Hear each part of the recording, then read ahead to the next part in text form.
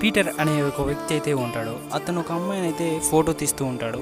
అప్పుడే ఒక స్పైడర్ వచ్చి తనను కుట్టుతుంది, అంటే హిట్ చేస్తుంది. నిజానికి అది ఒక రేడియో యాక్టివ్ స్పైడర్. కాసేపు తర్వాత తను ఎంతో టైట్ గా ఫీల్ అయ్యి తనైతే కాసేపు రెస్ట్ తీసుకుంటాడు. తను నిద్ర లేచి చూస్తే తనకైతే 6 ప్యాక్ వచ్చింటుంది. అలాగే తన ఐ సైట్ అయితే పోయి ఉంటుంది. ఆ తర్వాత అతను ఒక రెస్టారెంట్ కి అయితే వెళ్తాడు. అక్కడ ఉన్న మేరీ అమ్మాయి స్లిప్ అవుతుంది. అప్పుడు మన పీటర్ అయితే కాపాడతాడు. అలాగే ఆ రెస్టారెంట్ లో ఒక చిన్న గొడవ అవుతుంది పీటర్ కి మరియు ఒక వ్యక్తికి. ఆ వ్యక్తి అయితే మన పీటర్ ని చావ కొట్టడానికి చాలా ట్రై చేస్తాడు. కానీ మన పీటర్ అయితే సింపుల్ గా తప్పించుకుంటూ ఉంటాడు. ఆ వ్యక్తిని మన పీటర్ ఒకే ఒక పంచిస్తాడు.